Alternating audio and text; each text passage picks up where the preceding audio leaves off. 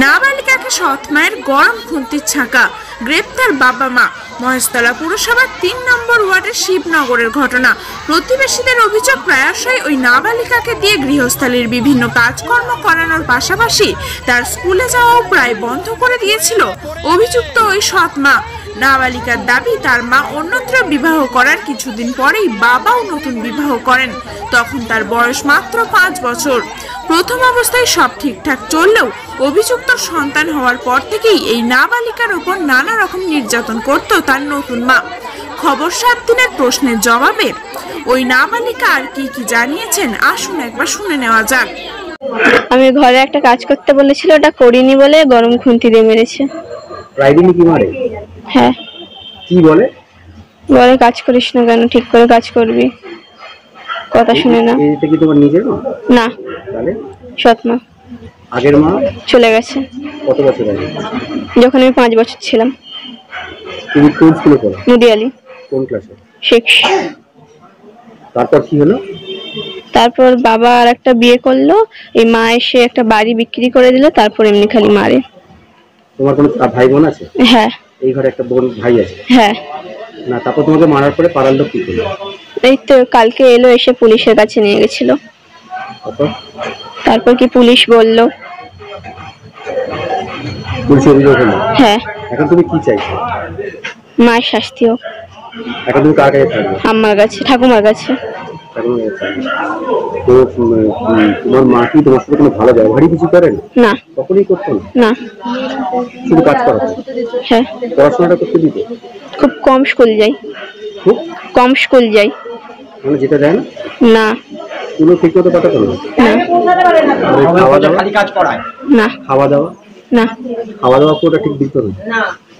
তুমি বাবাকে জানিয়েছিলে? না, বাবাকে জানালে মারবে। ও, বাবাকে জানালে বাবা মারবে? না, মা মারবে। ওই জন্য বাবাকে জানাতে না। তো ঠাকুমাকে সব জানিয়েছিলে? হ্যাঁ। ঠাকুমা কি করতে বলতো? ঠাকুমা বলতো যে তোকে আর যেতে হবে না, কিন্তু পড়াশোনার জন্য পাঠিয়ে দিয়েছিল আবার। এখন তুমি কোথায় আছো? ঠাকুমার কাছে। ঠাকুমা কি এখন কোথায় আছে? মানে ঠাকুমার পঞ্চানন্দে তলে। পঞ্চানন্দে তলে। ঠাকুমার বাড়িতেই আছে? হ্যাঁ। আসুন শুনে নেব এই প্রসঙ্গে ওই নাবালিকার সৎ মা সংবাদ মাধ্যমকে কি জানিয়েছিলেন। আপনার নাম? কুম্পা দাস। কি হয়েছিল? ঘটনাটা কি হয়েছিল? ঘটনাটা কিছুই হয়নি দাদা। মেয়ে ঠাকুমার কাছে থাকতে চায়, ঠিক আছে। এবার মেয়েকে ঠাকুমা বলেছিল রাস্তায় যে মেয়ে ছেলেকে দিতে গেছিল, বলেছিল যে ঠাকুমা দেখা হয়েছিল, বলেছে যে তোমার গণেশ পুজো আছে, আসবে। তো আমি বললাম ঠাকুমা তো আমাকেও বলতে পারতো, তাহলে তোকে কেন বলে? আজকাল দিনকাল খারাপ, কোথায় কি চলে যাবি না যাবি আমাকে বলতে পারলো না। তো ওই নিয়ে আমি রুটি করছিলাম, তো রুটি করতে করতে আমি এরকম ভাবে ওকে ঠেকিয়েছি, ওইটা হাত থেকে লেগে গেছে। না, এটা অভিযোগ হচ্ছে যে আপনি নাকি প্রায় দিনই বাচ্চাটাকে মারতেন এবং খাটাতেন। না, খাটাতাম মানে ঘরের কাজ, এমনি বাচ্চারা মেয়ে মা, ওইটা কথা আমি ওইগুলো করাতাম না। এটা কর, আমি অস্বীকার করছি না। আপনার প্রতিবেশী আশেপাশে যারা লোক তারা বলছে যে আপনি ওকে দিয়ে ঘরের ম্যাক্সিমাম কাজটাই করাতেন। না, ঘরের কাজ আমিও করতাম দাদা, এইগুলো যারা বলছে তারা জানে না। হ্যাঁ, না, যেহেতু আমি সৎ মা, ওই জন্য আমার নামে এই অভিযোগটা আসছে। আজকে যদি ওকে যদি পেটে ধরতাম আমি, তাহলে আমার মেয়েকে যেমনি আমার ছেলেকেও আমি মারি, ওর বাবাও দেখেছে আমাকে, আমি আমার ছেলেকেও মারি, ওকেও মারি। যদি আমি মারতাম তাহলে আজকে এই অভিযোগটা আমার কাছে আসতো না। হ্যাঁ, আপনি বলছেন আপনি নির্দোষ? আমি নির্দোষ বলছি না, আমি বলছি আমার মেয়েকে আমি শাসন করেছি, আমি মেরেছি। কিন্তু এরা যে বলছে আমি কাজ করাই, করে কাজও আমার সাথে সাথে ও কাজ করে, অস্বীকার করবো না। আর আরেকটা কথা যেটা ওরা বলছে যে আমি নাকি খেতে পড়তে দিই না। আপনারা আমার মেয়েকে এখানে ডাকুন, আপনাদের সামনে আমার মেয়ে বল। স্থানীয় বাসিন্দাদের দাবি, গতকাল রাতেও গৃহস্থালির কোনো কাজ ঠিক মতো না করতে পারায় রুটি করতে করতেই গরম খুন্তি নিয়ে এসে নাবালিকার হাতে চেপে ধরে ওই সৎ মা।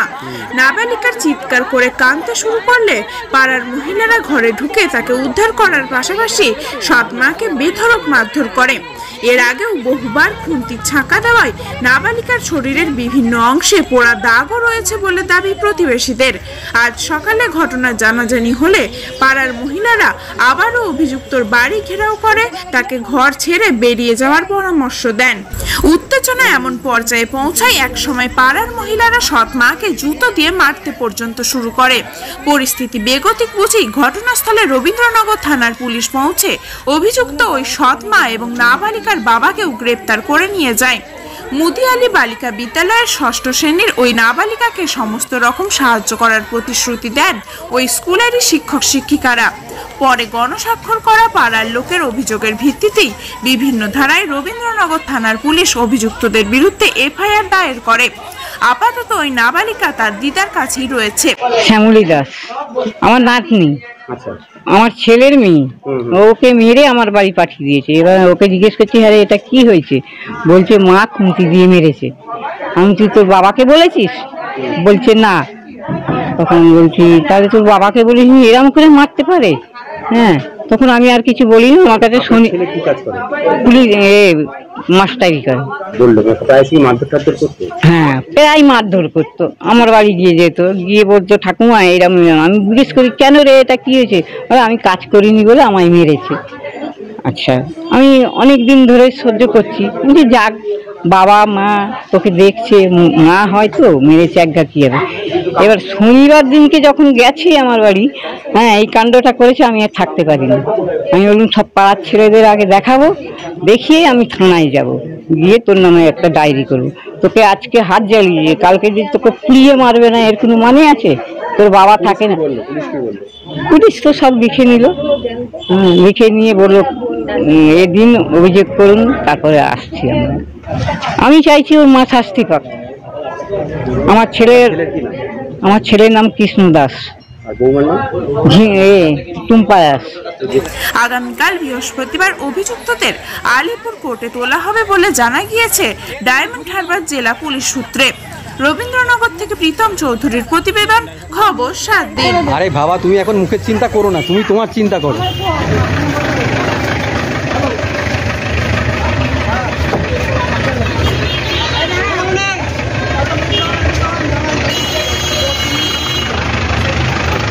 বলুন এখানে পরে যা কথা চাই, যেরকম বাচ্চাটাকে কষ্ট দিয়েছে,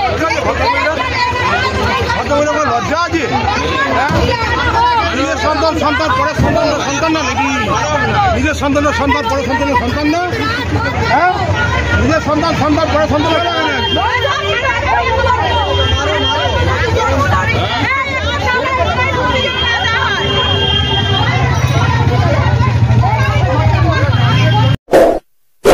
এমনই তাজা ও গুরুত্বপূর্ণ খবর পেতে খবর 7 চ্যানেলটি সাবস্ক্রাইব করুন এবং নোটিফিকেশন পেতে বেল আইকনটি টিপুন।